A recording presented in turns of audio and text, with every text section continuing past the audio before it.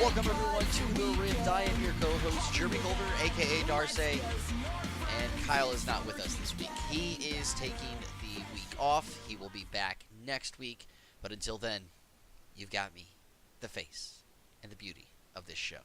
Yes, Kyle, I called myself the beauty. Anyways, we're going to start off with our typical topics, or I should say, I'm going to start off with the typical topics. And the first one is going to be the big take. And the big take originally is going to be taking off in NA. And the one that I have to say is Immortals is the real deal. So they had some tough matchups this week on basically who is going to be number one heading out of week 4. And going up against CLG and Dignitas, two teams that were obviously tied for the top spot over in NA. And Immortals beat both of them. A little surprising in my opinion that they beat both of them. I figured they would end up beating Dignitas. I did not think that they would end up beating CLG. I did give the slight advantage to CLG, even though at the same time I did think that Immortals would be pushing them to 3 games in the series because of the fact of who Xmithie trying to get his revenge, and then Dardoch obviously trying to do what he can to show up. To lose 2-0 though in CLG, that has to be bad for them. Not terrible. This isn't all of a sudden, oh my god, CLG is falling back to earth, but it was definitely a surprise in my opinion, and I give props to Immortals. This is the first time that I would consider them a serious contender for winning the summer split. We had seen them do very good in the past, obviously, but once it got to playoffs, things just fell apart. And I kind of envisioned that could possibly happen, but I don't think it will because of how strong this team is with the different makeup of the characters in the top lane. Obviously you have Xmithie playing really well. Pobelter coming out of his shell back to kind of his proper form, as I would say. Flame showing up as the Flame of old in a lot of these circumstances, not having to carry so much, but doing a lot in the games. And then you have, obviously, Cody-san and Ole, arguably one of the best bot lanes in North America at the moment. For some people, as I did allude to in last week's episode, that there was a lot of people and casters that had actually given the edge to Cody-san to win Rookie of the Split last split. It went to contracts, obviously, but that's why a lot of people were so high on him, and we're seeing that when it comes to how things are shaping up currently in North America.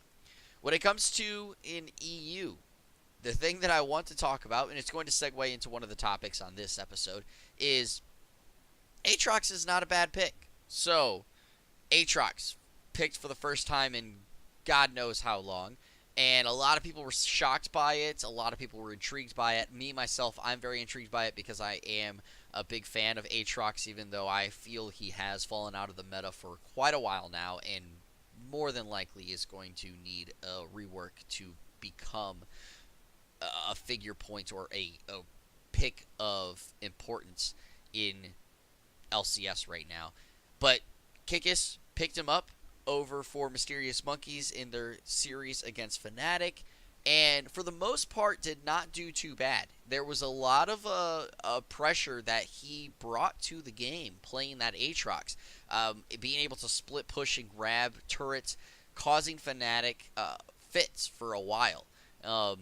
Obviously, the game slowly started to catch back up for Fnatic, and that's where Aatrox falls off. So one thing that we saw is if you are picking Aatrox, you have to win in the early stages of the game, in what people would typically call the early to mid stages of the game. Once it got to the later stages, that's when the impact for Aatrox really fell off.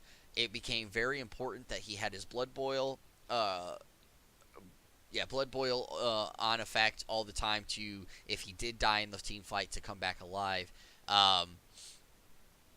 But that isn't there all the time. It's very similar to a Guardian Angel. If you fight consistently and if the enemy team times it properly, they can really take advantage when that Blood Boil is down, and that's exactly what happened. And Aatrox is one of those champions that, while he can lifesteal a lot of damage back up, and he can deal out a lot of damage, once he goes in, he's in, and that's essentially it. And so to see this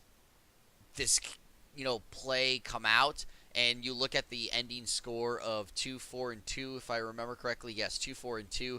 It doesn't look like it was very successful. However, in the early stages of the game, that was actually a very successful pick, because it did exactly what Mysterious Monkeys wanted. Put pressure on other lanes, cause Fnatic to have to send 1 to 2 people to deal with Aatrox. That then gives Mysterious Monkeys an advantage in the other lanes. However, when you look at the other team scores, or the other players on the team score, they did not hold up their end of the bargain with that pick to make Aatrox very successful. Does this mean I think there's going to be a lot of picks for Aatrox? Definitely not. We will probably see maybe one more Aatrox this entire split. And keyword is maybe. I doubt that we're even going to see that. But it definitely makes Aatrox a definitely an interesting pick to still pick up. And there could be a ace in the hole card for Kikis if Mysterious Monkeys can start to figure things out, that, you know what, we can make this go into a perfect spot for Kikis to play as things move forward. That's going to segue into my first topic, which was something that we didn't get to discuss last week just because of the news when it came out, and because of being backed up trying to get the podcast going. Is Mysterious Monkeys. We talk about the struggles that the challenger teams are facing over in EU right now. They still do not have a win, and I'm going to just double check to make sure that it's still not even a single game win. And I'm pretty sure it is no single game win as well. Yes, no single game win as well. So they still haven't even won a game in a series. Mysterious Monkeys, the first challenger team to make changes to their roster, and they bring in Kikis and Amazing. So obviously, two well-respected players in the history of EU LCS, very prominent players for a long time, but this is definitely not happening, and we're going to pause that real quick. Sorry about that video popping up. But definitely this shows that Mysterious Monkeys is not content with how they're playing. They're obviously at a very real issue, or very real pressure that they could get relegated, because remember, EU is not moving to a franchising format next year like North America is. They obviously had Jisoo in the top lane and Llama Bear. I am a fan of Llama Bear. I thought he did fairly well. But they've already released him, so that means he's no longer a substitute on the team. That's got to be, I guess, heartbreaking for Llama Bear, as he is a good player and he did play well. And I think that on the right team or the right format, he could be a good player. But right now, that's obviously not Mysterious Monkeys. Jisoo, not entirely sure what is going on with him when it comes to if he's still on the team or not. According to the article on the Score Esports, I'm going to double check with Riot's contract squad. So just give me 1 second here, guys. But in the big picture, let's just talk a little bit about what Kikis brings to the table. So Kikis obviously brings veteran leadership onto this team. Been playing around for a long time. Can definitely still play. Definitely still can hold his own. Obviously played for EU or Fnatic Academy, which got what is now Ninjas in Pajamas into the LCS split. Amazing, obviously also playing on that Academy team. But anyways, Kikis, still a prominent player, still can do his own at the top lane. I think that's why they bring him in, and which is slightly disappointing in the fact of we're not seeing new players coming in. Now that does play a factor into what has been discussed in past episodes with me and Kyle of the fact that when you have that cloud at you, so to speak, of relegation over your head, you are less likely to bring up these newer players and give them a chance and see what happens. You have to play these older guys, these guys who are consistently proven players, to try and keep yourself up at least good enough to maintain your spot in the LCS. Now, the big thing that does help Mysterious Monkeys is there is no auto relegation. Obviously, Riot learned over time that the auto relegation is not a good format, that people should be fighting for their spots regardless of if they finished 1 in Challenger and 10 in LCS. But they still got to figure things out. I mean, they only have 5 weeks to figure it out because in EU they have a 10th week. Still play the same exact number of games that NA will end up playing, but they have the 10th week because of the way that they do their streams and format now, which I think is kind of ridiculous. So that'll be a discussion on a different episode. They have 5 weeks to figure it out. If they don't get it figured out, then I think the dropping of Jisoo and Llama Bear is going to be for nothing because it didn't work out for them. Talking about Amazing still is a fairly good jungler. He's not amazing anymore. He should change his name to pretty good. Can still make plays around the map, plays different players of different carry formats. So he can play the carry guy, he can play the tank guy. I personally believe that he is better as the tank jungler versus the carry junglers, which does help him out in his current format of tank junglers being a little bit more impactful at the moment as you allow your top laner to play a carry champion, and Kikis obviously is good with carry champions. So that's kind of a good hand-in-hand that they ended up pulling with. Again, Amazing brings veteran presence to the team, allows for the playmaking, shot calling that maybe Mysterious Monkeys was lacking, because Amazing did do shot calling from time to time on various teams, so he has that experience of it. Kikis, again, also has that experience of it.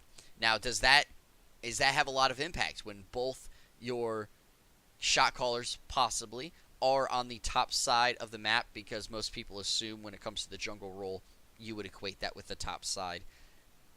That's yet to be seen. We'll see how that goes. Again, this was only week 1 that this team has been together. So that could mean that they still need more time to just gel.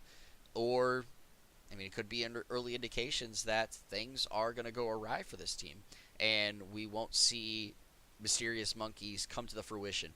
It is fairly sad that KazQ is having such struggles with this. He is a good mid laner, not great, but good, and he should be performing better than what he currently is. And the problem that I see with this is too much pressure is being put on him in the mid lane, which is causing him to struggle. The other team players on his team need him to start to flourish to help them out, and we're just not seeing it. We're not seeing the translation of powers to carry the games over and get them an advantage. Now, again, this has been week 1 with this team. We could see differences from this team as things move forward. But as of right now, things are struggling. Now, the one thing I am curious with going off this subject is, when is Ninjas in Pajamas going to make a change? Because currently, right now, that team is struggling mightily. And if they don't make a change soon, they could be in the same exact boat as Mysterious Monkeys. Just looking at the statistics, again, this doesn't necessarily mean a whole lot, but it is a point of interest to look at, is Prophet, Shook, and Nagne, 3 people that I gave some big big credits to when it came to this team are near the bottom when it comes to their KDA. Obviously, when it comes to Mysterious Monkeys, they have more people at the bottom than Ninjas in Pajamas, but they're all right about there. The only person on Ninjas in Pajamas that is doing fairly decent, which I'm glad to see, is Hikyu. That tells me right there, don't make a change in the mid or in the bot lane. Spraddle and Hikyu doing fairly well with one another. Now they're obviously struggling as a whole when it comes to the entire format of this team, but definitely showing that the bot lane can work. Nagne, as much as I love this guy, I think you need to make a change in the mid lane. Something's not working with this team. Prophet still, I think, could be a better player than what is going on. I don't know if the language barrier is the main issue when it comes to Prophet and Nagne, maybe. It could very well be. But I think Prophet has a higher ceiling than Nagne right now. And I think with Nagne, it might be time, man. It might be time to just hang it up, move on, and go home. Sad to say, as I am a Nagne fan, as I stated in the the pre-episode for the season, that I love Nagne, and I thought Ninjas in Pajamas would be that shocking team, and I thought that they would be finishing possibly third in their group. That's definitely not happening. They're going to be lucky to not finish in fifth. But that's yet to see. So could we be seeing a change from Ninjas in Pajamas in the coming weeks? Not for sure. Maybe Ninjas in Pajamas thinks that their team is good enough to maintain their LCS spot, and that at the same time that this team just needs time to gel. And that could very well be it with two people from Korea being on the team. Who knows how much English they can talk, or, Danish when it comes to this team, because I think Shook and Hikyu are both Danish. And I could be wrong with that, but I'm going to double check that while I'm thinking of it. But again, who knows how much that does impact the team when it comes to playmaking skills and being on the same page, because, again, you got to be able to communicate. Communication is key when it comes to League of Legends, and the fact that you don't know how to communicate what you need to do, that's always a big factor. So just looking real quick, so Shook is from the Netherlands, excuse me. Hikyu, wow, they're not Danish at all. My bad. Shook, Netherlands, Hikyu is from Estonia, and Spraddle is from Sweden. So that could, will we see any changes come out of that? I'm not for sure yet, but I think Ninja Pajamas have to start making a change here soon if they want to try and have a spot at not finishing in that 10th, the 5th spot in their group, 10th overall, as I would kind of allude to. Well, one of them is going to get a win this week, though. They do go up against each other in the first game of the week on Thursday, and will be interesting to see. I'm going to give my match point right now, even though this is not one of my pick'ems, but I still do give the edge to Ninjas in Pajamas. I don't know, maybe it's just because I love that team so much. I do like Mysterious Monkeys' logo, though, but I still give the edge to Ninjas in Pajamas. I think they will take it. The other thing I do want to talk about is my team. They finally got another win, and I want to say, Kyle, I told you so. You picked him as the underdog that Phoenix won. Actually, yeah, it was your upset pick that Phoenix 1 was going to beat Team Liquid. I told you it wasn't going to happen. And it didn't, because I guaranteed that Team Liquid was going to win. And they did. 2-1, exactly. But let's talk a little bit about the fact that they picked up Inori for the team. And also moved to a 10-man roster. So they haven't fully detailed on who is all on the 10-man roster. The ones that we do know, however, is obviously Slushy, Inori, and Conquan. There's two more that are up in the air at the moment. Who are those other two? Not entirely sure. But let's just talk about the fact that they picked up Inori. Inori, very good jungler.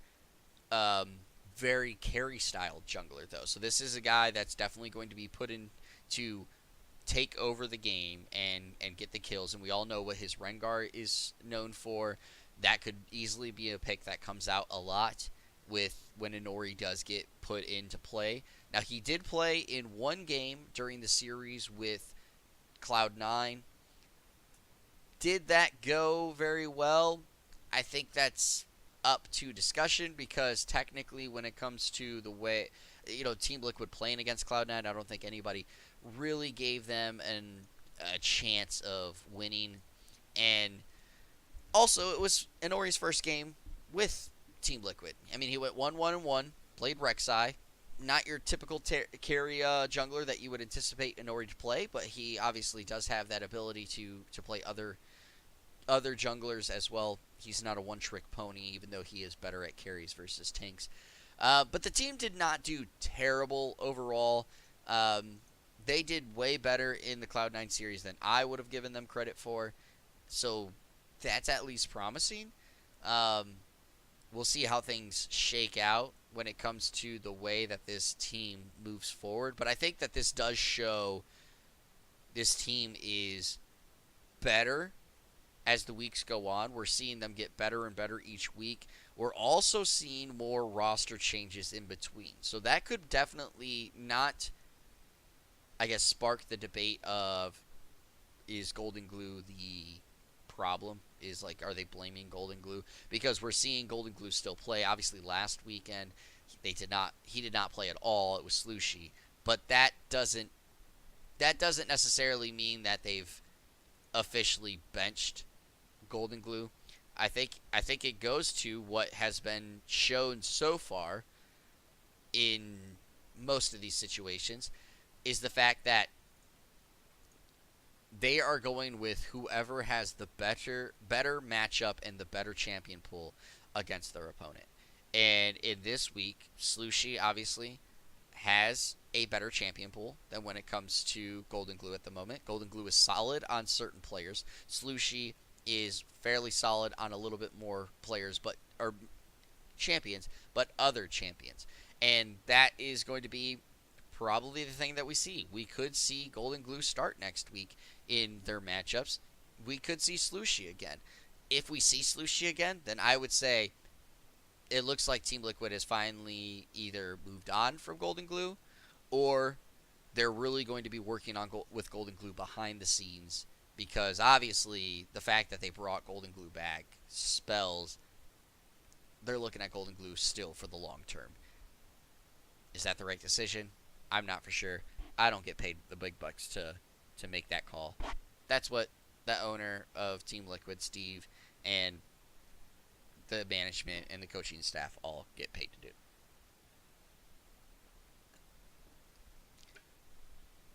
But personally, I like the change. I like the fact that they bring in Inori. I've said over and over on this show that they need to make some changes when it comes to Reignover in the jungle. And Reignover played better this week. And to me, I think that is a spell of he has Inori to bounce ideas off of, because Reignover, again, can speak fluent English. And obviously with Inori can speak English as well, so they can bounce ideas off of one another. Big picture, Reignover now also has a little more competition behind him, so that means he's going to have to step up his game and cannot continue to do what things had been doing. He said in his post-game interview after the win against Phoenix One that he still is very confident in his abilities, and he's never doubted his abilities, and so when things start to go south, it's more of the fact of what more can he do. And that's probably what got him into trouble a lot. I talked about all of his deaths that just continue to pile up. And it could be that he just felt the necessary that he has to take over the game. And again, I've talked about it in the show before. You got to just play the game.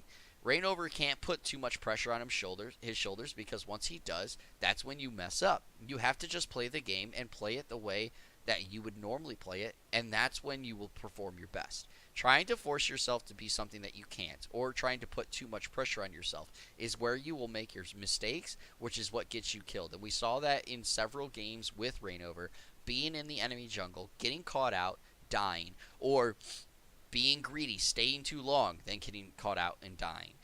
You can't do those things in the LCS as we see it week in, week out. These guys are too good to be making that mistakes, and once you make those mistakes, the other team is good enough to punish you and make you pay for that mistake. The other thing I really did like, as much as I like Matt, putting in Conquan was something that has been discussed on this episode or this show for a while when it comes to Kyle and me talking about Team Liquid, and I'm glad that they finally put him in, and I think that it did show a difference. It showed more the team can play better, regardless of them losing against Cloud9 in 2 games. And even though they dropped 1 game against Phoenix 1, they played better overall. And I think that is probably a big factor from the fact that Conquan was able to sit there and be that extra shot caller. Now, is he fully being that shot caller, or is he being just the side shot caller? Unsure at the moment. They have not discussed that situation, but it would, to me, the way that Conquan's history has been, I think that they have him as the side shot caller, and that's probably good enough. It could be switched over to Conquan becomes the main shot caller, and that's fine. As we've seen with Aphromoo being a shot caller in the past, he can do big and better things. Elements with Curse was a shot caller. Now, he wasn't the main shot caller because I'm pretty sure St. Vicious was still the shot caller at that time. But Elements, being a shot caller himself, can do things. So shot calling out of the support role is not a bad idea. But I think Conquan being that secondary shot caller is good. I think it made Piglet play better. I think it made the team play better. And we'll see how things go, because in Week 5 for NALCS, Team Liquid has a chance to go 1-1 again. They're going up against Echo Fox, who kind of struggled last week. Now, CLG looked really bad against Immortals, but bounced back very well in their second game against Team Envy. That's not going to be an easy win, so could they lose that one? Probably. Could they win? Could Team Liquid win against Echo Fox? Probably. So we could see them coming out of Week 5 at the 3-7 mark. That's not terrible, especially when you are trying to just stay out of the bottom 2. And right now, currently, they are out of that bottom 2 because FlyQuest and Phoenix 1 just do not look good at the moment. That's hopeful for Team Liquid. That's all they got to do. Just stay out of the bottom 2. And then secure that franchising spot. That's about it. Well, that's all that I have to discuss when it comes to the topics. So let's get into our final part of this show, and that is our pick'ems. So Kyle had already given me his pick'ems before this week, so I will elude out what he took in his pick'ems, as I also write it down, because I always forget over the week. So it's good to write it down. Take notes, guys. So in Kyle's guarantee pick, he went with Roccat over Vitality. Now, I will say this. I think that this is a good pick. I also think it's a little bit of an easier pick. Yes, Kyle, I'm calling you out. Because I think Roccat has proven over and over in the last few weeks that he is a better... Roccat has proven over the last few weeks that they are a better team than Vitality. Vitality is showing up stronger than they had in the past, but Roccat is a more complete team at the moment, and that's what's really helping them move forward and be that better squad. And I think that they are more on the same page than Vitality, and that's going to show when it comes to that series. In my guaranteed pick, and I won't lie, I've been struggling this entire time over how I'm going to handle the guaranteed pick, because I don't want to go too easy, but at the same time, I don't want to go too hard. In my guaranteed pick, just because I'm in NA, as you know, guys, I try to pick the opposite for the guaranteed and the opposite for the upset. So Kyle went EU in his guaranteed. In my guaranteed, oh man, this is going to hurt, but hopefully it really happens. I have Immortals taking out TSM in my guaranteed pick. Now, some people would go, wow, Jeremy, you're going with a fairly easier pick. But that's not necessarily true.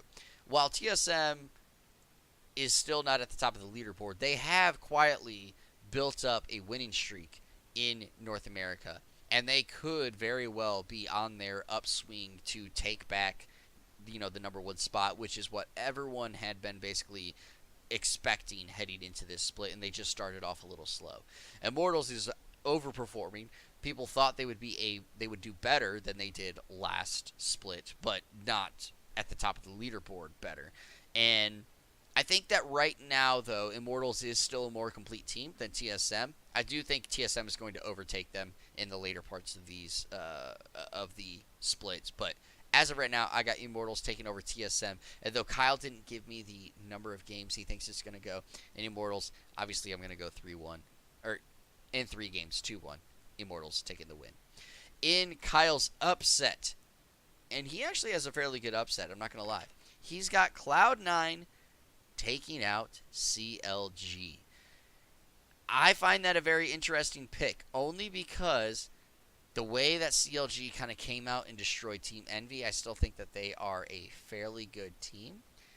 So picking this upset is a ballsy move. And, Cloud9 did take out Team Dignitas, but I still think Team Dignitas could have won that series if it wasn't for simple mistakes that I think that Dignitas gave away towards Cloud9.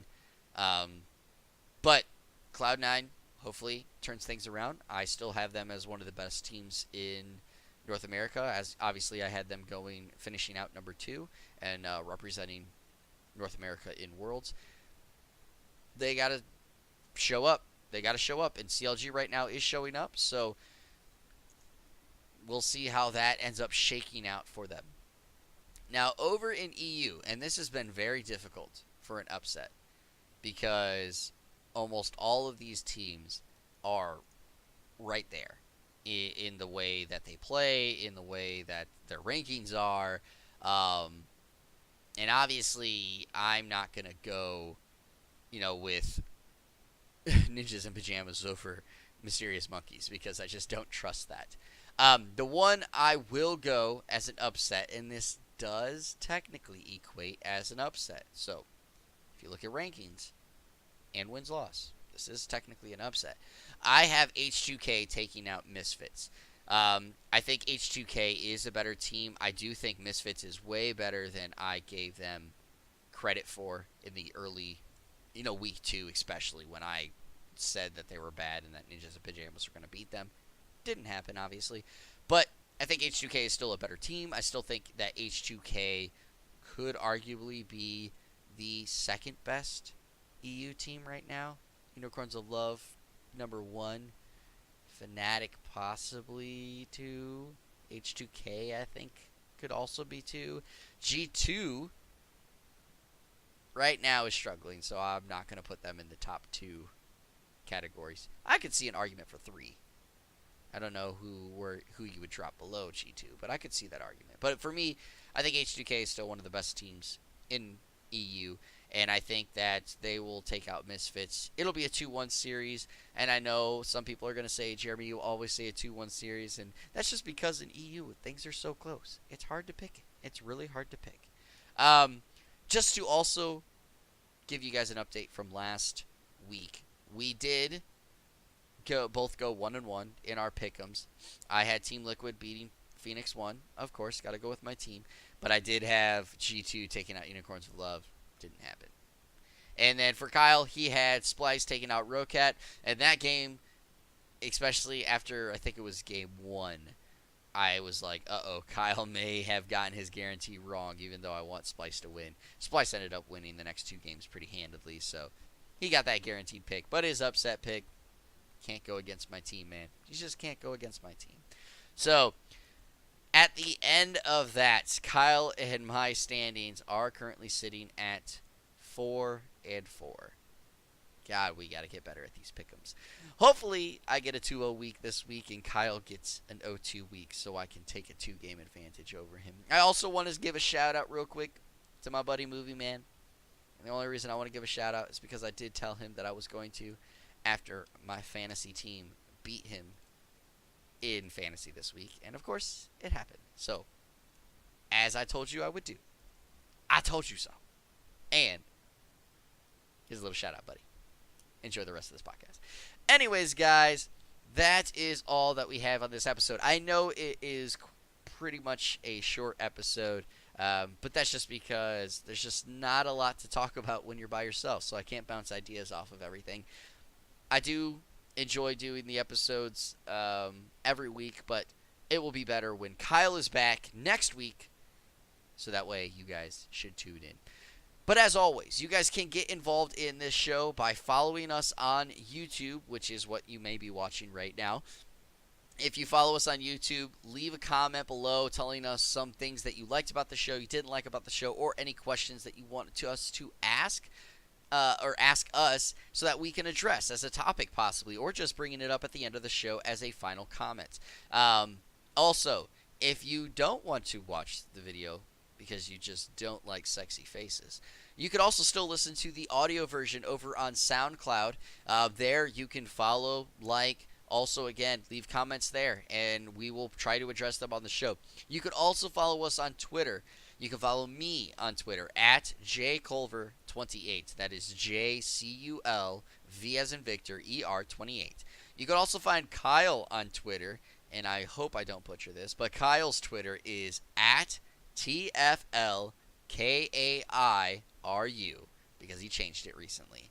I don't know why he would do that to me and you faithful listeners, but he did.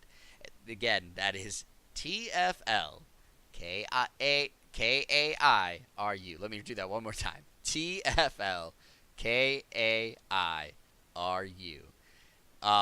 Follow us on Twitter. Leave us a comment. Send us any tweets that you guys want us to talk about with the show. Or, again, leave a comment so that way we can give you guys a shout-out on the next episode of The Rift. But for the last time on this episode, I am one of your co-hosts, Jeremy Culver, a.k.a. Darcy. Be sure to tune in next week, as Kyle will be back, and we'll continue to bring you the news